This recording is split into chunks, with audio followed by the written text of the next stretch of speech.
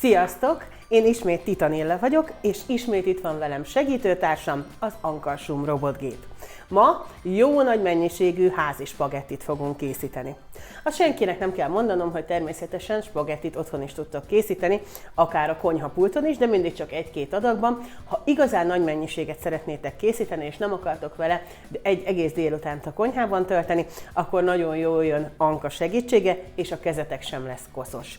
Mondanom sem kell, hogy a házi tésztában először is tudjuk, hogy milyen alapanyagok vannak, tudjuk, hogy sokkal finomabb, mint a bolti változat, de azt is tudjuk, hogy egy igazán környezettudatos háziasszony igenis otthon készíti a tésztát, mert nyilván annak a családnak az ökológiai lábnyoma mindig sokkal kisebb, akik a lehető legtöbb feldolgozatlan élelmiszert vásárolják, és inkább mindent igyekeznek otthon előkészíteni.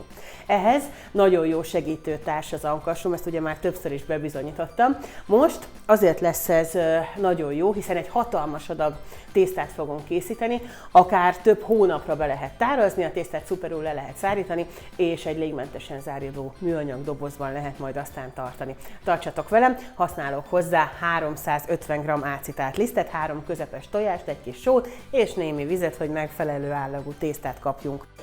Az alapdarabokkal dolgozom.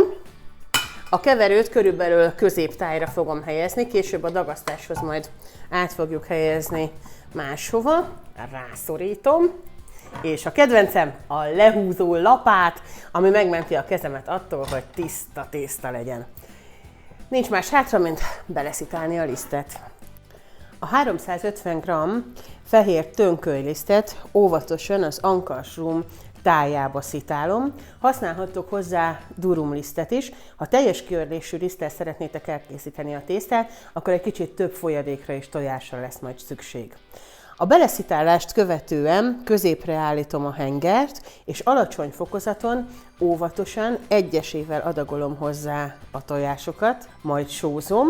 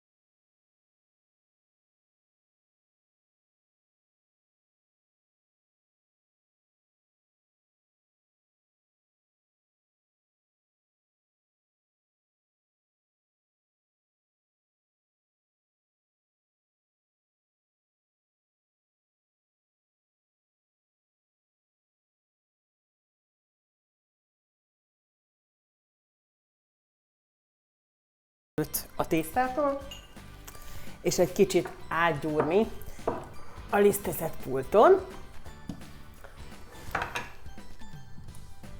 Meglazítom. Úgy. Itt van ő, a tészta. Átgyúrom.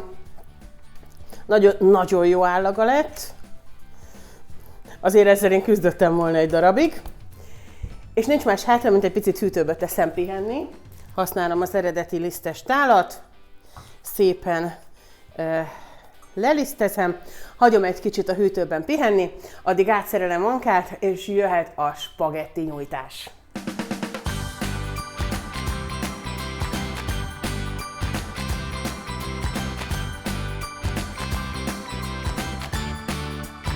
Egy rövid negyedórás pihenőt adtunk a tésztának, vagyis hát adtam én. Frissen tartó fóliával lefettem, hogy ne száradjon ki a teteje. 4 részre fogom vágni, egy picit megnyújtom, és utána áttolom a spagetti vágómon. Van tehát 4 adag kis tésztánk.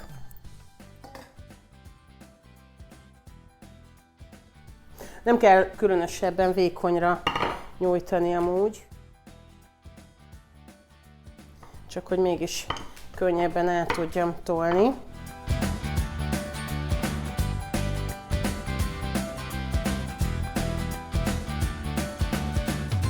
A tésztát ugye én fehér tönkölylisztből készítettem, az Ankarsum receptkönyv az egészségtudatos durum változatot javasolja, de készíthető bármilyen lisztből, akár fehér lisztből is. Ez esetben nyilván kicsit gyorsabb lesz a felszívódása, és magasabb vércukorértékeket eredményezhet. El is készültem a nyújtással, nincs más hátra, mint felszereljem a spagetti vágót. Ez ugyanúgy megfordítva fog majd működni. Ráhúzom. Ugyanúgy megfordítva fog majd működni, mint a húsdaráló a múltkori adásban. Érdemes egy kis lisztet már most alá készíteni, hiszen a kész spagetti ide fog majd kifutni, és akkor így nem ragad majd össze. Mielőtt beletenném a spagetti vágóba, előtte egyesével még egy kicsit vékonyabbra, körülbelül olyan 4 mm vastagságúra nyújtom az egyes kis lapocskákat, és ezt követően fogom áttolni őket a spagetti vágón. Nekem az vált be a legjobban, hogy körülbelül 4-es erősségen dolgozom, így nem ragadnak össze a szálak, és egyesével mindegyiket kihelyezem egy tiszta Ankarsum konyharuhára, és főzés előtt hagyom egy 10-15 percet őket pihenni.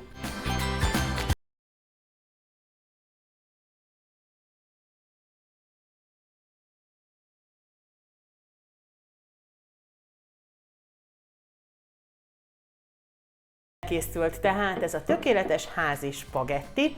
Direkt nem raktam rá paradicsomszószt, pont azért, hogy lássátok, hogy hogyan néz ki. Állagában és ízében is tökéletes. Az a jó egyébként a házi tésztával is, azért is érdemes otthon készíteni, mert sokkal kevésbé kívánja a különböző szószokat. Egy ilyen házi készítésű tészta frissen, szinte már maga egy önálló egytálétel, egy kis olívaolajjal és borssal.